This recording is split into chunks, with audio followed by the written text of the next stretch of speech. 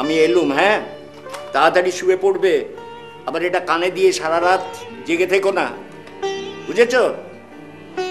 দাদা এলাম, বৌদিরে কিন্তু বলবে।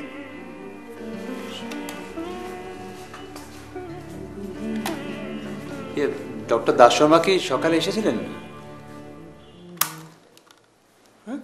ডক্টর দাস শর্মা সকাল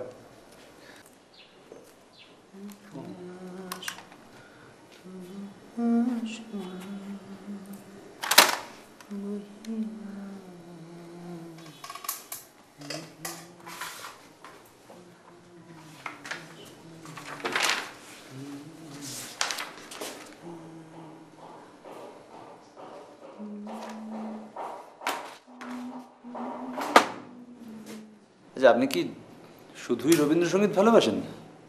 রবীন্দ্রসঙ্গীত? হ্যাঁ। আপনি? আমার খুব প্রিয় রবীন্দ্রসঙ্গীত, বিশেষ করে দেবব্রত বিশ্বাস। কোন গান? আমার বেলা যে যায়, আমার হিয়ার মাঝে লুকিয়েছিলে, আমার খুব ফেভারিট। তুমি মোর আনন্দ হয়ে ছিলে আমার খেলায়, আনন্দ তাই ভুলেছিলেন কেটেছে দিন হেলায়। গোপন রহে গভীর প্রাণে, আমার দুঃখ সুখের গানে সুর দিয়েছ তুমি।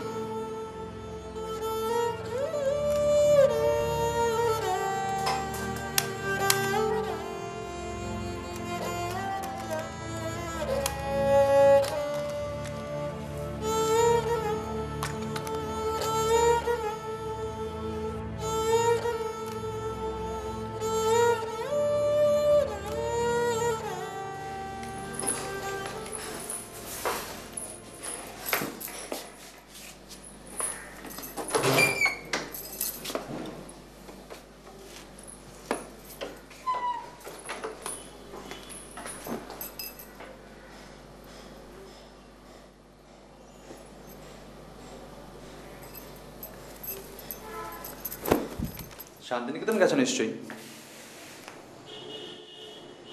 সে কি, তুমি রবীন্দ্রনাথ ঠাকুরের এত ভক্ত, কখনো শান্তিনিকেতন যাওনি? আপনি অনেকবার গেছেন না? বাহ, আমি তোমায় তুমি বলবো না তুমি আমায় আপনি? হ্যাঁ, অনেকবারই বলতে পারো। আসলে আমার এক মাসি থাকতেন ওখানে, একটা ছোট গ্রামে। ওখানে একবার একেবারে ট্রেডিশনাল বাউলের গলায় হিয়ার মাঝে শুনেছিলাম, এত ভালো লেগেছিল, পরের বার টেপ রেকর্ডার নিয়ে গিয়ে ওই লোকটাকে বের করে গানটা রেকর্ড করেছিলাম। তাই? আছে গানটা? হ্যাঁ, স্কুলের রেকর্ড, তোমার শোনাবো একদিন। কিভাবে গেয়েছে? মানে কখনো কখনো একদম অন্যরকম, একদম পুরো বাউল গান বলেই মনে হয়, কিন্তু যেটা ভালো লাগে সেটা হচ্ছে একদম প্রাণ খুলে গাওয়া, একেবারে তোমার মনকে ছুঁয়ে যাবে। চা আরেক কাপ লাগবে তো? না না, তুমি না, আমি কলেজ থেকে বেরোবার সময় খেয়েছি। এতটা আমি খেতে পারবো না, আরেকটা কাপ নিয়ে আসো। কেন, আপনি তো রোজই খান। আর কাপ নেই? দেখছি। হ্যাঁ বল। কোথায়? এই তো নার্সিং হোমে। কিছু হয়েছে? না না, এমনি। শিপ্রাদিরা চলে গেলেন। তাই নাকি? কাল যাওয়ার কথা ছিল না? না রে, এক্ষুনি গেলেন না। জয়ন্তদা 2-3বার এসেছিলেন খোঁজ করতে, আমি তো বলেছিলাম তোর 2:40-এ ক্লাস শেষ। মানে আমার ধারণা ছিল ওদের কাল যাওয়ার কথা। অনেকবার বলেছেন কিন্তু আমাদের লখনৌ যেতে। হ্যাঁ সত্যি, যেতে হবে একবার। ঠিক আছে, আমি রাখছি। তোর যখন বাড়ি ফিরতে ইচ্ছে হবে চলে আসিস। ওকে।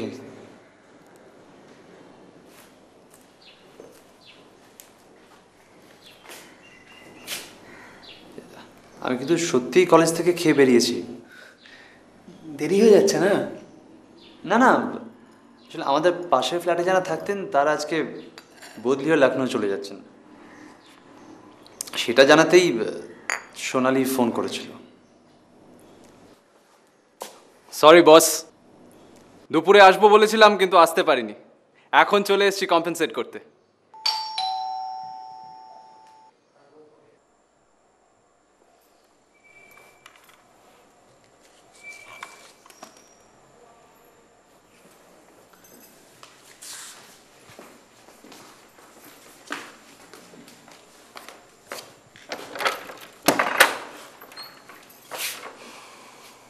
কিরে, ঘুমিয়ে পড়েছিল নাকি?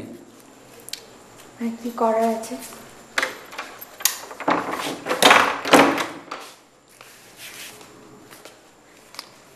হ্যাঁ, একটু দেরি হয়ে গেল। আরে তোর ফোনটা আসার পর ডক্টর দাসম এলেন, তারপর কি রেঞ্জ অফ আড্ডা তুই ভাবতে পারবি না। আমি না ভাবছি একটা কাজ টাজ করি, বুঝলি? একটু বেশি দেরি হয়ে গেছে মনে হচ্ছে। না, এটাই স্বাভাবিক। একটা কথা আছে না, বিয়ের প্রথম বছর যে ইন্টেন্সিটিটা থাকে পরের বছর থেকেই সেটা কমতে শুরু করে। এরকম কোনো কোটেশন জীবনে শুনেছি বলে তো মনে পড়ছে না। না, তোর এখন অনেক কিছুই মনে পড়বে না। এই জামাটা মনে আছে? প্রায় 1.5-2 বছর আগে এপ্রিল মাস, গড়িয়াহাটের মোড়, সকাল প্রায় 10টা সাড়ে 10টা। খুব ভালো কথা, অ্যাটলিস্ট এইটুকু মনে আছে। শোন, এটা না ফ্ল্যাশব্যাকে যাওয়ার খুব বস্তা পচা টেকনিক। কি বলেছি যেতে যাস না? এমনিতেও গড়িয়াহাটের শব্দের ঠেলায় তোর সাথে কথা বিশেষ কিছু হয়নি।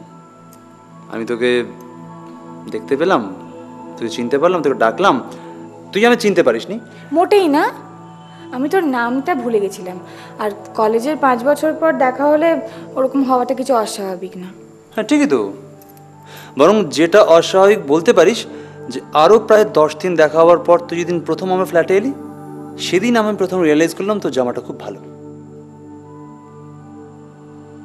ওই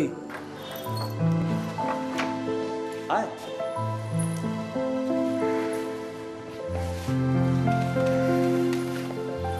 তোর এই কামিজটা খুব ভালো দেখতে। প্রথম যেদিন গড়িয়াহাটে দেখা হয়েছিল এটাই পরেছিলাম। তাই তো সেদিন তো এত ভালো লাগেনি। এত বড় ফ্ল্যাটে তুমি একা থাকো? এই শোন,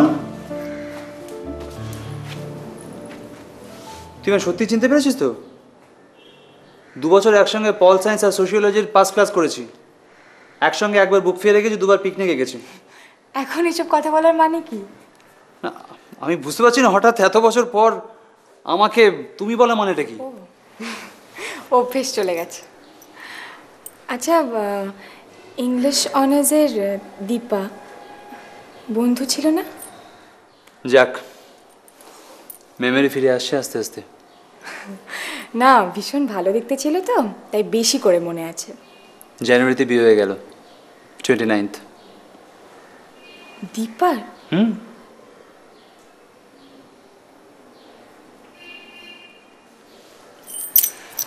অবশ্য আমাদের অ্যাফেয়ারটা গত বছরের মাঝামাঝি শেষ হয়ে গিয়েছিল। আসলে কি জানিস, একটা বেসিক জায়গায় মিল না থাকলে হয় না। যাকে, তোর কি খবর বল? সব কিছু ঠিকঠাক থাকলে এই 25শে এপ্রিল বিয়ে? ডিভোর্সটা হয়ে যাবে। হ্যাঁ, অমল সেন বলছি। ও, আপনি এসে গেছেন? হ্যাঁ, I am really grateful for all that you have done. Thank you, thank you very much. না না, ওটা কিছু নয়। হ্যাঁ, একটা কথা, আপনি যে পেমেন্টগুলো করেছেন আমি সেগুলো রিএম্বার্স করে দেবো। হ্যাঁ, আরে সে ঠিক আছে, আমি রিসিপ্টগুলো আপনাকে দিয়ে দেবো। প্লিজ। আর আমি ওই পরশুদিন ওখান থেকে লালবাজারের ডিটেকটিভ ডিপার্টমেন্টে ফোন করেছিলাম। আই হোপ নার্সিংহোম থেকে পুলিশ কেসের কথা কিছু বলেনি। কই না তো। Fine, once again thank you very much. আরে না না, ঠিক আছে, ইটস ওকে। তুমি বিকেলে 5টার আগে এসো না। হ্যাঁ, আমরা